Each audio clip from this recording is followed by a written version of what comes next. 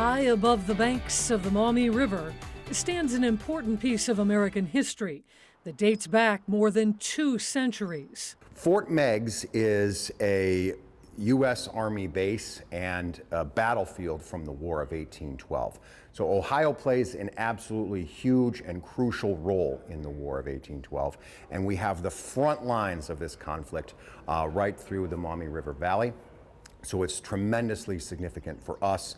Anyone that lives in the viewing area, Western Lake Erie, this is an incredible place for history. John Thompson is the manager of historic programming. I think my love of history comes from simply being a storyteller. This is a grand story, and it's filled with such rich detail, such dynamic characters, so many, natural twists. And there's no shortage of stories here at the fort.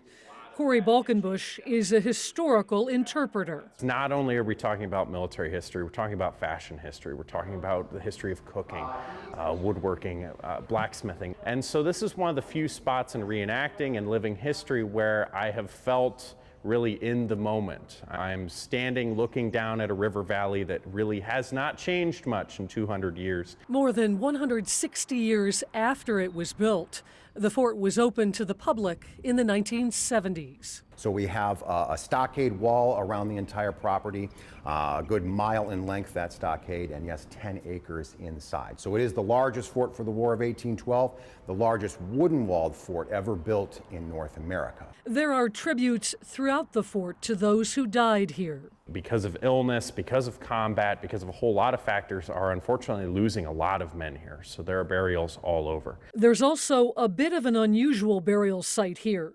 The grave of 2 horses was uncovered in 2001. The horses are really laid out in a very purposeful way.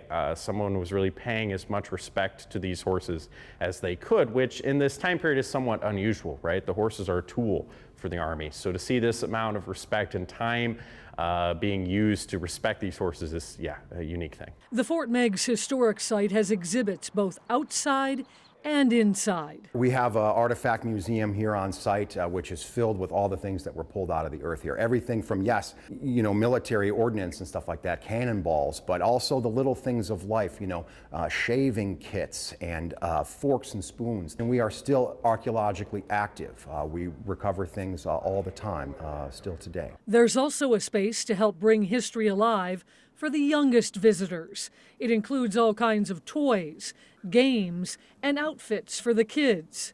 And speaking of the clothing of the time, I timed how long it took me to get dressed this morning. It was a solid 18 minutes to get all the gear on. But that information didn't stop Kevin from dressing the part. Hey, sorry to interrupt, but those uniforms are awesome. I think I could maybe try one on. Kevin, for you, I tell you, we have the perfect thing. Yes. Oh yeah, look at that. That is sharp. I wonder why it's red. That must mean I'm in charge.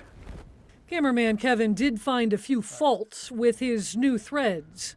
I wonder where they put their phones. There's no pockets in these things. This wool is a little itchy. But in spite of the challenges, Kevin still couldn't wait to show off his new uniform. Oh, that's interesting. Hey Lisa, check that out. It's a good-looking uniform, Kevin, but you do realize that's for the wrong side. That's the British. What? Are you sure? I want to get this thing off. Maybe we should call him Redcoat, Kevin. Unfortunately, Kevin didn't change fast enough. Kevin, there are standing orders for all spies and prisoners. With this week's Hitting the Town. Hey, guys, not funny. Hey, the war's over. Like, for a long time. We're just here doing something for TV. This isn't real. Lisa Guyton, 13 Action News. Lisa!